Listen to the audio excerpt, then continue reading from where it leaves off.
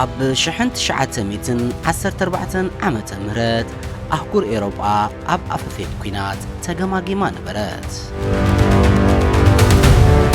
ኣብዚ ግዜ እዚ ሃገራውነትን ሃፀያዊ ህርፋንን ስውር ሽርክነታትን ዝፈጠሮ ወጥሪ ሰፊኑ ነበረ።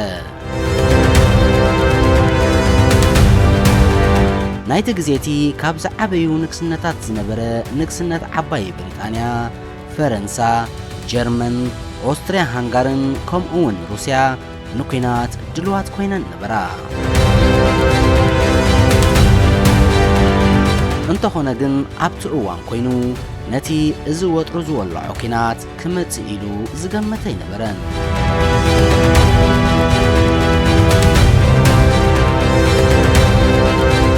ኣብ መጀመርታ 20 ክፍለ ዘመን ኤውሮጳ ኣብ ክልተ ግዙፋት ሓይልታት ተመቓቐለት። በቲ ሓደ ብትሪፕል ኢንቲቲ ዝጽዋዕ ንብሪጣንያን ፈረንሳን ሩስያን ዝሓቖፈ ሓይሊ፣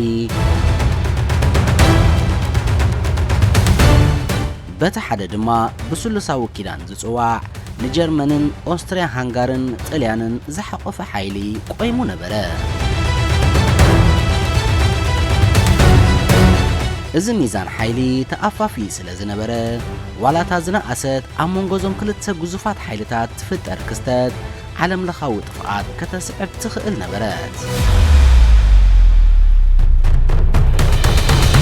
እታ ክስተት ድማ ኣብ ሰነ 28/1914 ኣብ ከተማ ሰራዮቫ ተወልዐት።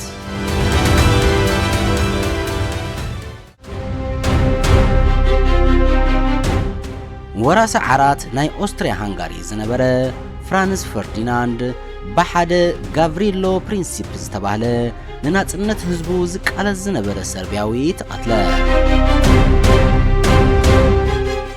ብድሕሪ ዝፍጻመ ድማ ኦስትሪያ ሃንጋሪ ብሞት ናይ ፍራንስ ፈርዲናንድ ንሰርቢያ ብምውቃስ ኣብ ልዕሊ ሰርቢያ ኩናት ኣወጀት። ሩስያ ድማ ንሰርቢያ ንምክልኻል ሰራዊታ ከተዋድድ ጀመረት። ናይ ኦስትሪያ ሃንጋሪ መሻርክቲ ዝነበረ ጀርመን ድማ ንኦስትሪያ ሃንጋሪ ንምክልኻል ኣብ ልዕሊ ሩስያን መሻርክታ ፈረንሳን ኩናት ኣወጀት። ብሪጣንያ ድማ ድሕርቲ ጀርመን ንዶባት ቤልጅየም ዝተሓሰተሉ ፍጻመ ናብቲ ኩናት ተሓወሰት። ኣብ ውሽጢ ሰሙናት ድማ መላእ ኤውሮጳ ብኩናት ተዋሕጠ። ዓለም ድማ ነቲ ዘጋጥም ዝነበረ ኩነታት ከብዳ ሓቒፋ ክትዕዘቦ ጀመረት። ኣብ መጀመርታ እቲ ኩናት ክብገዝ ከሎ ብዙሓት እኳ ቅድሚ በዓል ልደት ክውዳእ እዩ ዝብል ግምት እንተነበሮም፣ ጀርመን ግን ቅድሚ ንምብራቕ ከይዳ ምስ ሩስያ ምቅጣማ ብቕልጡፍ ንፈረንሳ ክትወርር ዓሊማ ውጥን ሸሊፈን ሰመየቶ ዕላማ ሒዛ ተበገሰት።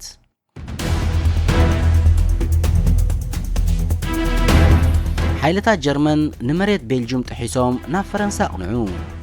ንርእሰ ከተማ ፓሪስ ክቋጻጽርዋ ምስ ቀረቡ ግን ኣብቲ ብውግእ ማሪን ዝፍለጥ ኩናት ኣብ መስከረም 1914 ሓይልታት ፈረንሳ ምስ ሓይልታት ብሪጣንያ ብምዃን ንግስጋሰ ናይ ሰራዊት ጀርመን መግትእ ገበሩሉ።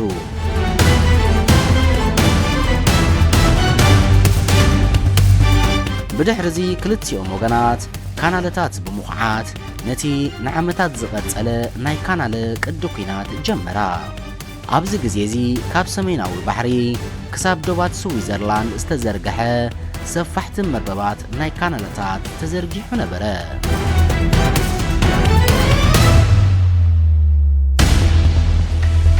ሰራዊት ናይ ክልቲኡ ወገን ኣብዚ ካናለታት እናነበሩ ኣዝዩ ዘሰቅቕ ህይወት የሕልፉ ነበሩ።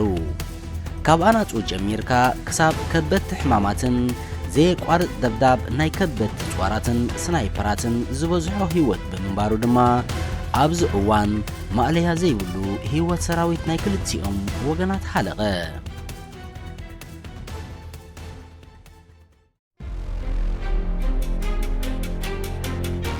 ብዘይካዚ ቀዳማይ ኩናት ዓለም ንብዙሕ ቅድሚኡ ተራእዩ ዘይፈልጥ ዓይነታት ኣጽዋራት ንኽተኣታተውን ባይታን ጽፍዩ።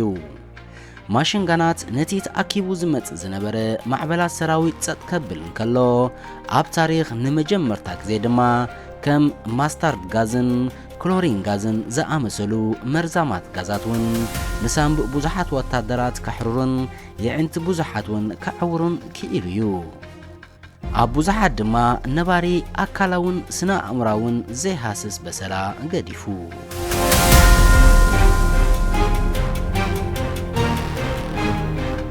ብ1915 እቲ ኩናት ኪነ ኤውሮጳ ከስፋሕፍሕ ጀመረ ብሪጣንያን መሻርክታን ጋሊፖሊ ዝተሰመየ ሓድሽ ወፍሪ ብምኽፋት ንኦቶማን ኢምፓየር ወረረት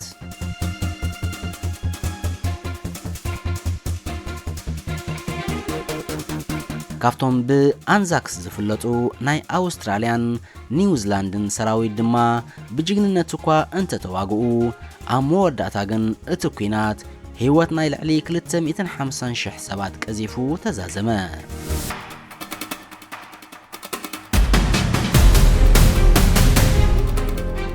በቲ ካልእ ድማ ጀርመን ነቲ ኣብ ባሕሪ ብሳብማሪን ትገብሮ ዝነበረት መጥቃዕቲ ብምሕያል ነታ ሲቪል ኣሜሪካውያን ጽዒና ዝነበረት ሉሲታንያ ዝተባሃለት መርከብ ሓዊስካ ብዙሓት ናይ ሓይልታት ትሪፕል ኢንቲቲ መራኽብ ተጥሕል ነበረት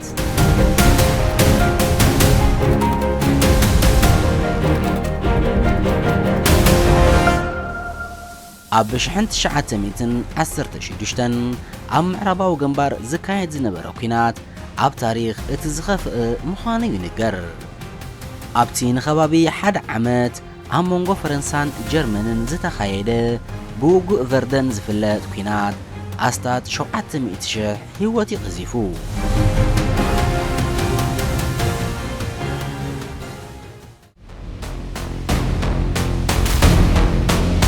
ብተወሳኺ እውን ኣብቲ ብውግእ ሶሜ ዝፍለጥ ሓይልታት ብሪጣንያ ዝኸፈትዎ መጥቃዕቲ ልዕሊ 1,000,000 ሰራዊት ከም ዝሞቱ ይንገር ኣብዚ ውግእ እዚ ኣብ ታሪኽ ብሪጣንያ እቲ ዝኸፍአ ምዃኑ ዝንገረሉ ኣብ ሓደ መዓልቲ ልዕሊ 57,000 ወታደራት ብሪጣንያ ሞይቶምን ሰንኪሎምን እዚ ኩሉ እናኾነ ግን እቲ ኩናት ዝኾነ ናይ ምውድኡ ዘእንፍት ተስፋ ክርኢ ይከኣለን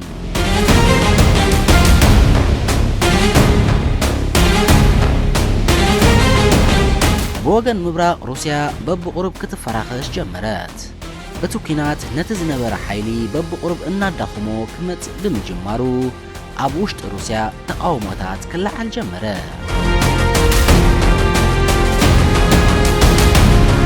ኣብ 1917 ድማ እቲ ብቦልሸቪክ ዝጽዋዕ ብቭላድሚር ሌኒን ተመሪሑ ነቲ ኣብ መሪሕነት ዝነበረ መንግስቲ ናይ ሩስያ ካብ ስልጣን ዓልዩ ንሩስያ ሙሉእ ብምሉእ ካብቲ ኩናት ኣውፅኣ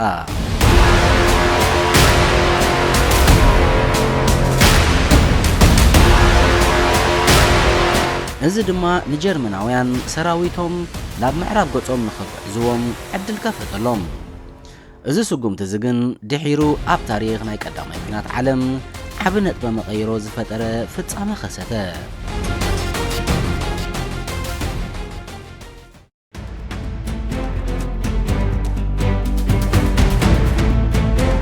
ጀርመን ትገብሮ ዝነበረት ሓያል ናይ ሳብማሪን መጥቃዕትታት ብዙሓት መራኽብ ናይ ኣሜሪካ ብምጥሓላ ኣብ ሚያዝያ 1917 ኣሜሪካ ብዙሕ ሓደሽቲ ኣጽዋራትን ምስ ሙሉእ ሞራሎም ዝነበሩ ሰራዊትን ኣኽቲታ ምስ ሙሉእ ሓይላ እቲ ኩናት ተጸምበለቶ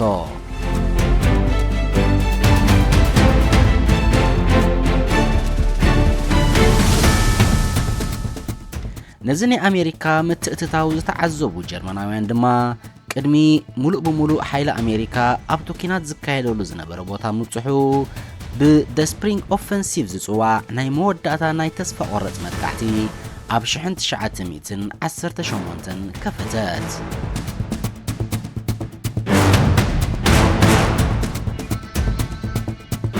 ኣብ መጀመርታ እኮ ጀርመን በቲ ዝኸፈተቶ መጥቃዕቲ ብዙሕ ቦታታት ክትቆጻጸር እንተኸኣለት ሓይላ ግን ልዕሊ ዓቕሙ ተመጢጡን ኣዝዩ ተዳኺሙን ነበረ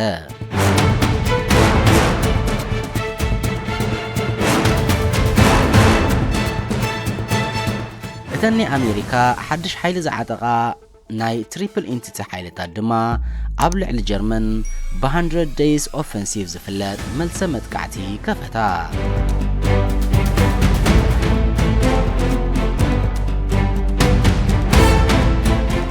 ኣብ ቀውዒ ናይ 1918 ድማ ሓይልታት ጀርመን ሙሉእ ብሙሉእ አንሰሓበ።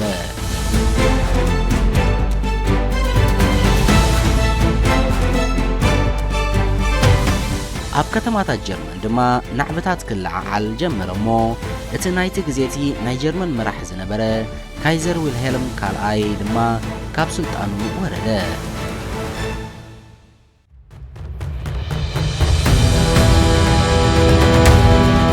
ብ11 ሕዳር 1918 ልክዕ ሰዓት 11 ናይ ሌሊት ድማ ድምፂ ተኹሲ ሃጢሙ እቲ ኩናት ተዛዘመ።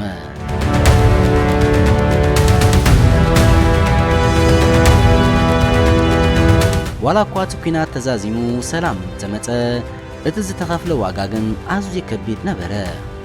ብ1919 ድማ ውዕል ቨርሳይ ተኸተመ።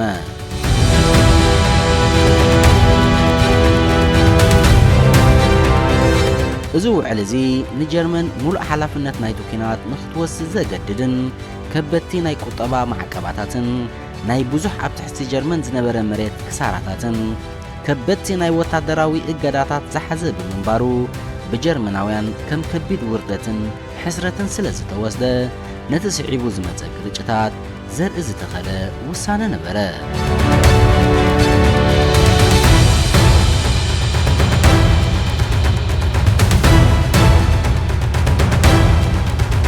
ቀዳማይ ኩናት ዓለም ልዕሊ 16 ሚልዮን ህይወት ዝቐዘፈን ካልኦት ሚልዮናት እውን ዘቑሰሎም ኩናት ኮይኑ ተዛዘመ።